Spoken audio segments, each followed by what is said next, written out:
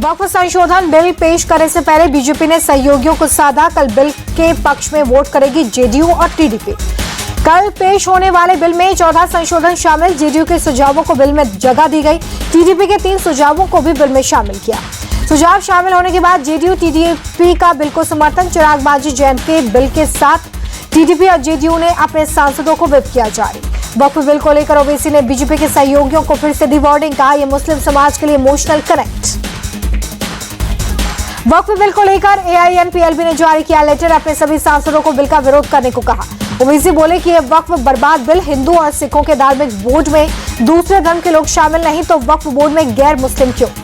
विरोध के बीच में कल दोपहर 12 बजे लोकसभा में पेश होगा बिल। बिजनेस एडवाइजरी कमेटी की मीटिंग में सरकार ने दी जानकारी। वक्फ संशोधन बिल पर चर्चा के लिए 8 घंटे का समय तय। चर्चा के लिए 12 घंटे के समय की मांग कर रहा था विपक्ष। संसदीय कार्य मंत्री किरण रिजिजू बोले कि सभी दलों से व्यापक चर्चा के बाद बिल ला रही है सरकार। हम ईमानदारी से वक्फ बिल पर चर्चा चाहते हैं। लोकसभा में बीजेपी के सभी सांसदों को व्हिप जारी। वोटिंग के दौरान सदन में मौजूद रहने के निर्देश। 3 अप्रैल को राज्यसभा में वक्फ संशोधन बिल पेश करेगी सरकार। बीजेपी ने व्हिप जारी कर सभी सांसदों को मौजूद रहने के लिए कहा। कांग्रेस ने भी लोकसभा में अपने सभी सांसदों को व्हिप जारी कर दिया है। अगले 3 दिन सदन में मौजूद रहने के निर्देश। वक्फ संशोधन बिल को लेकर संसद में विपक्ष की बैठक। सरकार को घेरने की रणनीति पर चर्चा।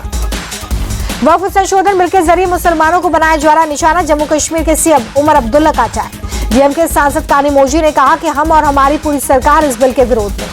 वक्फ संशोधन बिल को लेकर मुस्लिम धर्मगुरु खालिद रशीद फिरंगी मोहली का बयान। कहा बिल पास होगा तो मुसलमानों के साथ नाइंसाफी होगी। वक्फ बिल पर सीएम फडणवीस का उद्धव ठाकरे पर तंज। कहा बाला साहेब की विचारधारा अपनाएंगे या फिर राहुल गांधी का साथ देंगे। आरजेडी नेता तेजस्वी यादव ने कहा कि यह बिल असंवैधानिक है। हम संविधान को मानने वाले लोग हैं। वक्फ बिल पर सीएम योगी का बड़ा अटैक। कहा कि वक्फ बोर्ड चंद लोगों के लिए लूट खसौट का अड्डा बन गया। वक्फ बिल पर बीजेपी नेता मोहसिन रजा का बड़ा बयान। कभी भी वक्फ से दबे और पिछड़े मुसलमानों का कल्याण नहीं हुआ। यूपी सरकार के मंत्री दानिश आजाद बोले कि मुस्लिम समाज के विकास के लिए बिल बहुत ही महत्वपूर्ण।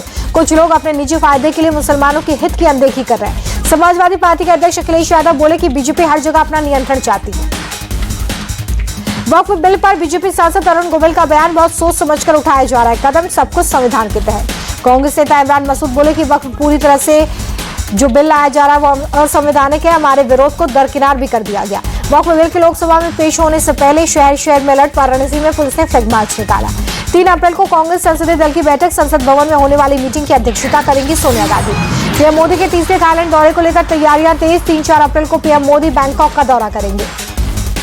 4 अप्रैल को केंद्रीय गृह मंत्री अमित शाह का छत्तीसगढ़ दौरा। डिप्टी सीएम विजय शर्मा का बयान।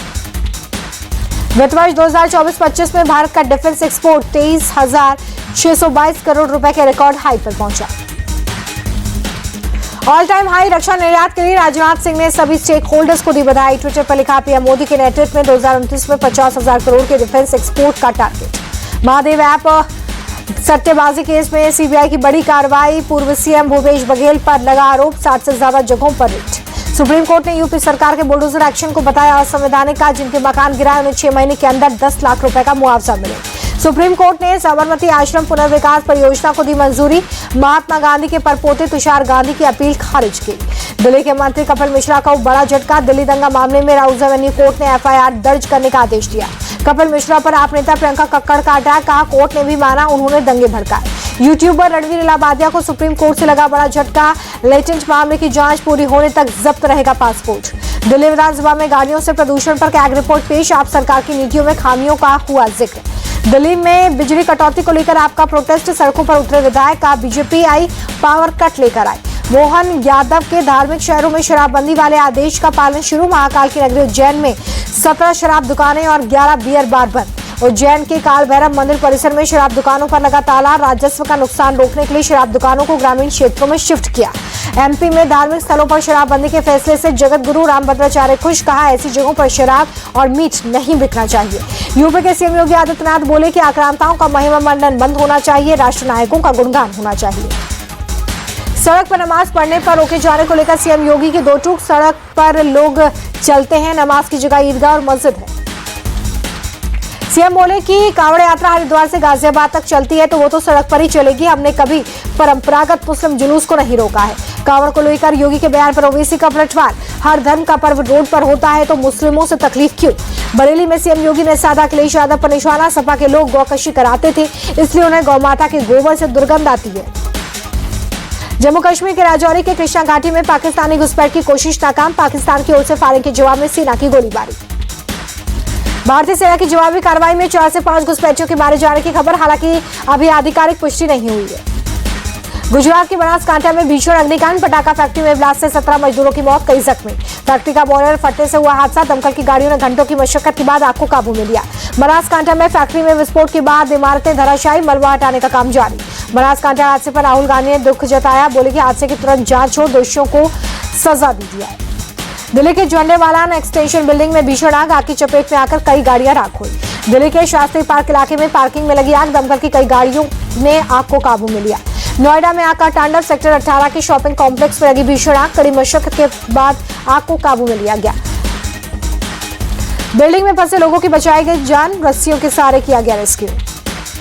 गाजियाबाद में आग का कहर, मोदी नगर इलाके में पेंट के गोदाम में भीषण आग से लाखों का नुकसान। गुजरात के राजकोट में केमिकल फैक्ट्री में भीषण आग, आसमान में दूर तक उठता दिखा धुआं। नए वित्त वर्ष के पहले ही दिन शेयर बाजार में खलबली, सेंसेक्स 1390 अंक लुढ़का, निफ्टी में 354 पॉइंट्स की गिरावट दर्ज। ट्रंप के टैरिफ के ऐलान का असर। पिछले 5 साल में वित्त वर्ष के पहले दिन शेयर बाजार की सबसे खराब शुरुआत, निवेशकों के 3,40,000 करोड़ रुपए डूबे। बाजार में गिरावट के बावजूद कई शेयर्स चमके, इंडसलैंड बैंक, ट्रेंड, जियो फाइनेंशियल सर्विसेज निफ्टी के टॉप गेनर्स। कई शेयर्स के निवेशकों को भारी नुकसान, HCL टेक, बेल और बजाज आज के टॉप लूजर्स रहे। सोने के भाव में 900 रुपए की तेजी आई, 24 कैरेट सोने का रेट 92,000 रुपए हुआ।